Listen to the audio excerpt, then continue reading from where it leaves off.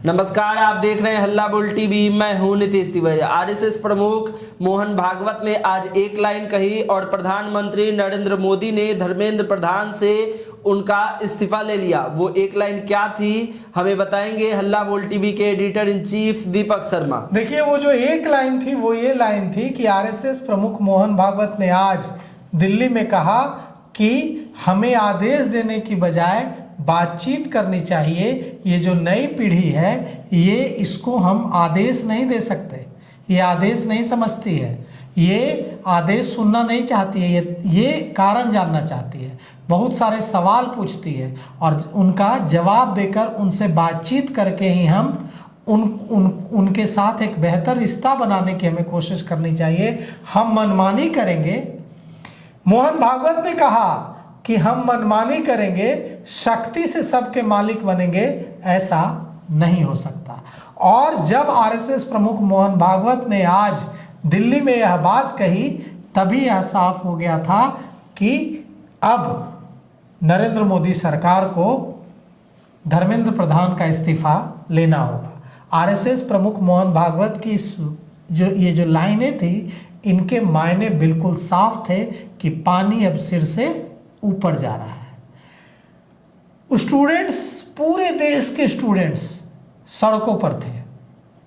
वे कह रहे थे कि पेपर लीक हुआ, ये किसकी जिम्मेवारी थी? ये जिम्मेवारी क्या शिक्षा मंत्री की नहीं है देश के कि नीट पेपर लीक हुआ, फिर से परीक्षा देनी पड़ी सारे स्टूडेंट्स को?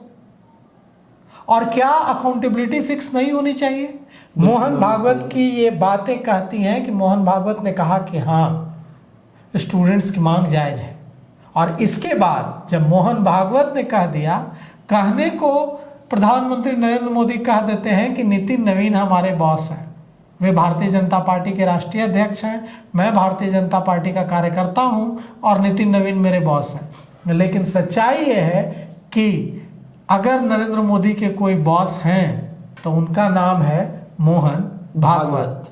और मोहन भागवत ने शनिवार को कहा कि आज की नई पीढ़ी बहुत सारे सवाल पूछती है, हम आदेश देने के बजाय हमें उनसे बातचीत करनी चाहिए। मोहन भागवत ने कहा कि उन्हें हर बात के पीछे का तर्क समझाना चाहिए, न कि आदेश देना चाहिए। मोहन भागवत ने कहा कि संवाद के जरिए ही उन्हें सही दिशा दिखाई जा सकती है। मोहन भागवत ने कहा कि हम मनमानी करेंगे, मोहन भागवत ने कहा कि हम मनमानी करेंगे, शक्ति से सबके मालिक बनेंगे, ऐसा हो नहीं सकता। मोहन भागवत का यह बयान कब आया?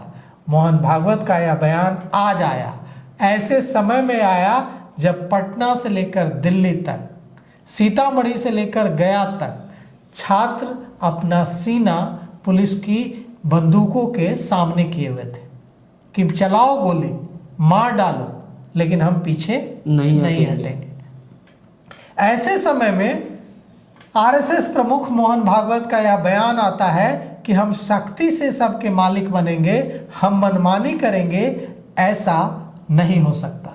संवाद करना होगा, संवाद के जरिए ही रास्ता दिखाया जा सकता था। संघ का, आरएसएस का, राष्ट्रीय स्वयंसेवक संघ का मैसेज सरकार को एकदम साफ था कि इस्तीफा लेना होगा।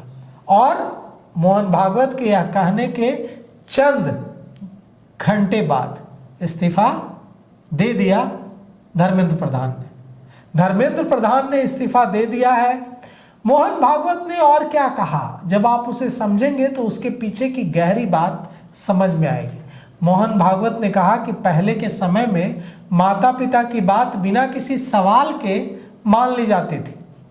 जब हम छोटे थे तो माता पिता जो कहते थे वही अंतिम होता था, कोई बहस नहीं होती थी, श्रद्धा थी और प्रतिक्रिया भी नहीं होती थी। लेकिन अब समय बदल गया है, नई पीढ़ी सवाल पूछती है और उन्हें हर बात का तर्क बताना पड़ता है। नई पीढ़ी को बहुत अपनापन देने की जरूरत है, उन्हें समय देने की जरूरत है और सबसे ज्यादा संवाद की जरूरत है। आज डिक्टेशन नहीं, डिस्कशन की जरूरत है, ऑर्डर नहीं, कॉन्शसनेस की जरूरत है, जागरूकता की जरूरत है। उन्होंने कहा कि केवल आदेश देने से बात नहीं बनेगी। उन्होंने कहा कि उनकी बात भी सुननी होगी और यही मैसेज साफ था।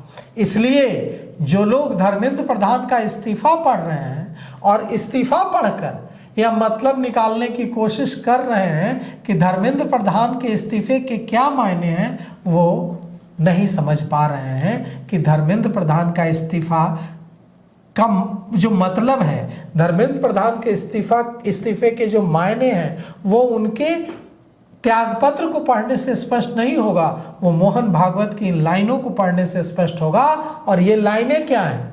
ये लाइनें हैं कि मनमानी नहीं चलेगी, ताकत के बल पर आप चाहेंगे कि हम युवा पीढ़ी को दबा दें तो वो नहीं होगा। कितनी ताकत दिखाई सरकार ने जंतर मंतर पर, युवा दबे नहीं दबे। कितनी ताकत दिखाई सरकार ने पटना में, युवा दबे नहीं दबे।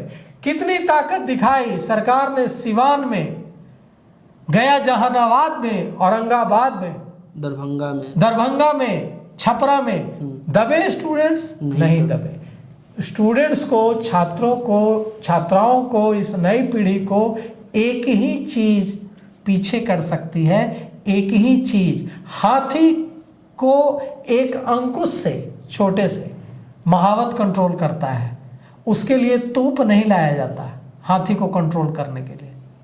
उसी तरह से युवा पीढ़ी के लिए जो मोहन भागवत ने कहा कि इस पीढ़ी को सिर्फ एक ही चीज कंट्रोल कर सकती है, एक ही चीज आपसे जोड़ सकती है, और वो है अपनापन, वो है उनकी बात को सुनना। आप आदेश देंगे, आप शक्ति से दबाने की कोशिश करेंगे, तो युवा शक्ति से बड़ी तो आज तक दुनिया में कोई शक्ति बनी नहीं। ये शक्ति जिधर निकल जाती है उधर समुद्र रास्ता दे देता है, उधर हिमालय में रास्ता बन जाता है। तो सरकार गलती कर रही थी, नरेंद्र मोदी सरकार, सम्राट चौधरी सरकार युवाओं को शक्ति से दबाने की कोशिश कर रहे थे, और उसका जवाब, ईंट का जवाब पत्थर से लिटरली स्टूडेंट्स दे रहे थे। बंदूकों के आगे सीना तान दे रहे थे कि चलाओ गोली, और पुलिस राइफल के साथ पीछे भागने को मजबूर हो रही थी। तो मोहन भागवत की ये दो लाइनें ऐसे समय में निकल कर आती हैं कि शक्ति से मालिक नहीं बना जा सकता, और धर्मेंद्र प्रधान का इस्तीफा हो जाता है। तो धर्मेंद्र प्रधान के इस्तीफे के मायने धर्मेंद्र प्रधान के त्यागपत्र में नहीं, बल्कि मोहन भागवत की इन दो लाइनों में है। तो इन खबरों पे आपका क्या कुछ कहना, आप हमें कमेंट करके बताइए, और तमाम अपडेट के लिए बने रहिए हल्ला बोल टीवी के साथ। शुक्रिया।